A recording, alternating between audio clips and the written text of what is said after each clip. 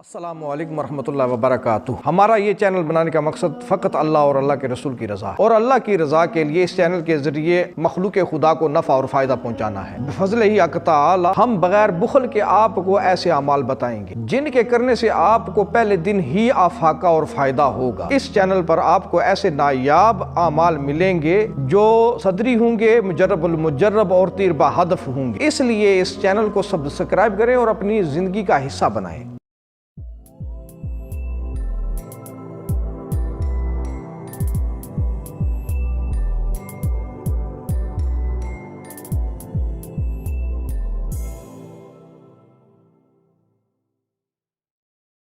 نحمده ونصلي ونسلم على رسوله الكريم اما بعد فاعوذ بالله من الشيطان الرجيم بسم الله الرحمن الرحيم سبحان الذي اسرى بعبده ليلا من المسجد الحرام الى المسجد الاقصى الذي باركنا حوله لنريه من آياتنا صدق الله مولانا العظيم وبلغنا على رسوله النبي الكريم الأمين ونحن على ذلك لمن الشاهدين والشاكرين والحمد لله رب العالمين ببركة إن الله وملائكته يصلون على النبي يا أيها الذين آمنوا صلوا عليه وسلموا تسليما اللهم صل على محمد وعلى آل محمد كما صليت على إبراهيم وعلى آل إبراهيم إنك حميد مجيد اللهم بارك على محمد وعلى آل محمد كما باركت على إبراهيم وعلى آل إبراهيم إنك حميد مجيد۔ منتظر ہے بسد شوق خدا آج کی رات، منتظر ہے بسد شوق خدا آج کی رات، کس کی آمد ہے سر عرش اولا آج کی رات، کس کی آمد ہے سر عرش اولا آج کی رات، آج کی رات اجالا ہی اجالا ہے نصیر، آج کی رات اجالا ہی اجالا ہے نصیر، مرحبا آج کا دن صلی علی آج کی رات، مرحبا آج کا دن صلی علی آج کی رات۔ بعد از حمد و صلات نہایتی واجب الاحترام و واجب الاکرام حاضرین و ناظرین، السلام علیکم ورحمۃ اللہ وبرکاتہ۔ آج کا موضوع یعنی موضوع سخن جو ہے وہ رحمت عالمین صلی اللہ تعالی علیہ وسلم کا سفر معراج ہے، جسے اللہ جل شانہ نے قرآن کریم میں انتہائی احسن طریقے سے بیان فرمایا ہے۔ اللہ تعالیٰ ارشاد فرماتا ہے، سبحان الذی، پاک ہے وہ ذات، اسرا، جس نے سیر کرائی، بعبدہی، اپنے بندہ خاص کو، لیلاً، رات کے انتہائی مختصر سے حصے میں، من المسجد الحرام، مسجد حرام سے، الی المسجد الاقصی، مسجد اقصی تک۔ سب سے پہلی بات تو یہ ہے کہ بعض احباب کو اعتراض کرتے ہوئے سنا گیا ہے، وہ کلمہ بھی پڑھتے ہیں نبی رحمت عادی عالم صلی اللہ تعالی علیہ وسلم کا، لیکن وہ اعتراض بھی کرتے ہیں کہ حضور کو جو معراج ہوئی یہ سمجھ میں نہیں آتی، یہ روحانی معراج ہے، یہ جسمانی نہیں ہے، بدنی نہیں ہے۔ تو ان کے لیے جو سب سے پہلا نقطہ میں بیان کرنے لگا ہوں وہ یہ ہے کہ سبحان الذی، اللہ تعالیٰ نے یہاں پر تمام جو اعتراضات ہیں ان کو ختم فرما دیا۔ سبحان الذی یعنی پاک ہے وہ ذات، اللہ کی ذات پاک ہے۔ مفسرین کرام نے لکھا ہے کہ اللہ جل شانہ نے یہاں پر سبحان الذی اس لیے فرمایا کہ اللہ تعالیٰ جو ہے وہ ہر کمزوری سے، اللہ کریم ہر ضعف سے، اور اللہ کریم ہر قسم کی جو ناممکنات ہیں ان سے پاک ہے، یعنی وہ ہر کام کرنے پر قادر ہے۔ اس لیے میرے مالک نے فرمایا سبحان الذی، پاک ہے وہ ذات، یعنی پاکی کی نسبت اللہ تعالیٰ نے اپنی ذات کی طرف فرمائی ہے۔ اسرا بعبدہ، سیر کرائی اپنے بندہ خاص کو۔ یہاں پر جو دوسرا اعتراض ہے وہ بھی ختم ہو جاتا ہے۔ دوسرا اعتراض کیا ہے؟ دوسرا اعتراض یہ ہے کہ حضور علیہ الصلوۃ والسلام کو روحانی معراج ہوئی، جسمانی نہیں ہوئی۔ تو یہ دوسرا اعتراض خود بخود یہاں پہ ختم ہو گیا۔ اس کی وجہ کیا ہے؟ بعبدہ، اپنے بندہ خاص کو۔ یہاں پر جب عبد کا اطلاق ہوا اور لفظ بعبدہ ہی آیا تو عبد جو ہے وہ سر سے لے کے پاؤں تک جسم انسانی کو، جس میں روح موجود ہو، اسے عبد کہتے ہیں۔ اور قرآن پاک میں جو عبد آیا ہے وہ بعض جگہ غلام کے معانی میں بھی مستعمل ہے۔ اس لیے کبھی انشاءاللہ موقع ملا تو میں آپ کو عبد کی جو اقسام ہیں وہ بھی بتاؤں گا کہ عبد کی کتنی قسمیں ہیں۔ تو اللہ تعالیٰ ارشاد فرماتا ہے سبحان الذی اسری بعبدہ، پاک ہے وہ ذات جس نے سیر کرائی بعبدہ، اپنے بندہ خاص کو۔ یہاں پر حضرت علامہ اقبال علیہ الرحمہ نے بڑا ہی خوب فرمایا۔ آپ فرماتے ہیں کہ عبد دیگر عبدہ چیزیں دیگر، عبد دیگر عبدہ چیزیں دیگر، تو سراپا انتظار او منتظر۔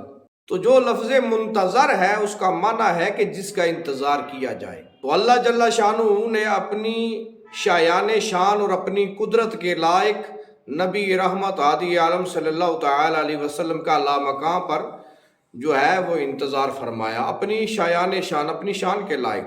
تو میں عرض کر رہا تھا کہ عبد جب آ جائے، لفظ عبد آ جائے تو اس کا معنی کیا ہوتا ہے کہ حضور کو جو معراج ہوئی وہ جسم اور روح دونوں کے ساتھ ہوئی۔ من المسجد الحرام، مسجد حرام سے، الی المسجد الاقصی، مسجد اقصی تک، یعنی حضور علیہ الصلوۃ والسلام کا جو سفر معراج ہے مسجد حرام سے شروع ہوا اور مسجد اقصی تک حضور علیہ الصلوۃ والسلام کا جو سفر معراج ہے وہ ہے۔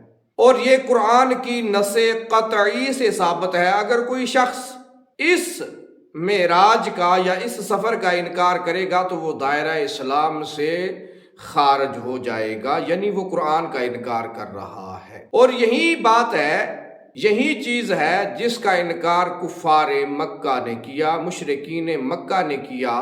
جب حضور علیہ الصلوۃ والسلام سفر معراج سے واپس تشریف لائے تو صبح کو جب نبی رحمت نے یہ اعلان فرمایا کہ اللہ تعالیٰ نے مجھے معراج کرائی ہے مسجد حرام سے مسجد اقصی تک، تو وہ اسی وجہ سے منکر ہوئے کہ یہ بات ان کی عقل سے وراء الورا تھی، یہ بات ان کی عقل میں آنے والی نہیں تھی، کیونکہ مسجد حرام سے مسجد اقصی کا جو سفر ہے وہ اگر اس وقت کی سواری یعنی گھوڑا یا اونٹ وغیرہ پر کیا جائے تو وہ 6 ماہ کی مسافت بنتی ہے۔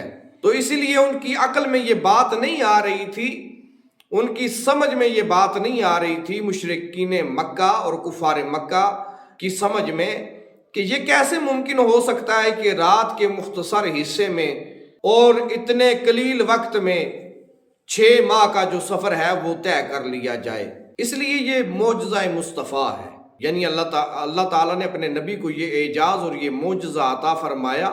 یہ جو سفر معراج ہے یہ بھی معجزہ ہے۔ تو جب ابو جہل نے جناب سیدنا ابو بکر صدیق رضی اللہ تعالی عنہ کے سامنے یہ واقعہ رکھا کہ اگر کوئی کہے کہ میں رات کے مختصر سے حصے میں مسجد حرام سے یعنی مکہ سے فلسطین مسجد اقصی گیا ہوں اور واپس بھی آ گیا ہوں، تو کیا آپ مانو گے؟ تو چونکہ سیدنا ابوبکر صدیق رضی اللہ تعالیٰ عنہ کا جو مکہ کے سردار تھے، جو مشرکین مکہ تھے، ان میں آپ کا ایک بہت بڑا مقام تھا، اور آپ حضور علیہ الصلوۃ والسلام کی ذات پر ایمان لا چکے تھے۔ تو آپ نے استفسار فرمایا کہ اے ابو جہل، یہ بتا کہ یہ کس نے کہا ہے؟ جب ابو جہل نے کہا کہ یہ آپ کے دوست جناب محمد بن عبداللہ، کیونکہ وہ حضور علیہ الصلوۃ والسلام کو محمد الرسول اللہ نہیں مانتے تھے، اس لیے وہ محمد بن عبداللہ کہتے تھے صلی اللہ تعالی علیہ وسلم۔ تو انہوں نے کہا ہے، انہوں نے یہ دعویٰ کیا ہے کہ میں رات کو مسجد حرام سے یعنی مکہ سے مسجد اقصیٰ گیا اور واپس آ گیا۔ تو جب یہ بات سیدنا صدیق اکبر رضی اللہ تعالیٰ عنہ نے سنی تو آپ نے فرمایا کہ صدقت یا رسول اللہ، اے اللہ کے رسول، جو آپ نے فرمایا ہے وہ بالکل سچ ہے۔ اور ابو جہل سے کہا کہ اگر نبی رحمت صلی اللہ علیہ وسلم نے یہ بات فرمائی ہے تو یہ بالکل سچ ہے۔ اور جب یہ بات نبی رحمت عادی علم صلی اللہ تعالی علیہ وسلم نے سنی تو پھر آپ کو لقب صدیق سے نوازا اور صدیق اکبر کا لقب عطا فرمایا، اور اسی وجہ سے آپ صدیق اکبر مشہور ہوئے۔ تو دوسری بات کہ کفار مکہ نے نبی رحمت صلی اللہ تعالی علیہ وسلم سے امتحان لینا چاہا، چونکہ وہ منکر تھے، وہ انکاری تھے کہ یہ کیسے ہو سکتا ہے کہ ایک رات کے اندر بندہ مکہ سے فلسطین جائے اور واپس بھی آ جائے، یہ کیسے ممکن ہو سکتا ہے؟ تو جب یہ بات سامنے رکھی گئی تو کچھ لوگ تھے جو مسجد اقصیٰ کو بڑے اچھے طریقے سے جانتے تھے، اور انہیں مسجد اقصیٰ کا بڑا علم تھا کہ اس میں کتنے دروازے ہیں، کتنے ستون ہیں۔ تو انہوں نے کہا چلے ہم آپ صلی اللہ تعالی علیہ وسلم کی خدمت میں حاضر ہوتے ہیں اور پوچھتے ہیں کہ اگر تو انہوں نے مسجد اقصیٰ کو دیکھا ہوگا تو وہ ان ساری چیزوں سے واقف ہوں گے۔ تو جب کفار مکہ، مشرکین مکہ آپ صلی اللہ تعالی علیہ وسلم کی خدمت اقدس میں حاضر ہوئے تو آپ نے آپ سے سوال کیا کہ آپ اگر مسجد اقصیٰ گئے ہیں تو بتائیں کہ مسجد اقصیٰ کے دروازے کتنے ہیں اور مسجد اقصیٰ کے ستون کتنے ہیں۔ تو جب یہ بات نبی رحمت صلی اللہ تعالی علیہ وسلم نے سنی تو آپ نے توقف فرمایا۔ جب توقف فرمایا تو پھر اللہ تعالیٰ نے اپنی قدرت کاملہ سے مسجد اقصیٰ کو آپ کی نظروں کے بالکل سامنے رکھ دیا، جس سے آپ نے جو مشرکین مکہ ہیں ان کو مسجد اقصیٰ کے دروازے اور ستون اور کھڑکیاں، ان ساری چیزوں کی معلومات دیں، لیکن وہ تھے کہ ان کے دلوں پر چونکہ کفر کے پردے پڑے ہوئے تھے، وہ یہ ساری باتیں سن کر بھی ایمان نہ لائے۔ یہ واقعہ معراج جو ہے یہ اپنے اندر بہت سے اسباق لیے ہوئے ہے۔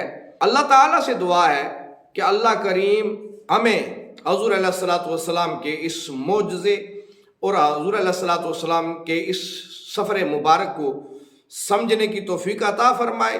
وما علینا الا البلاغ۔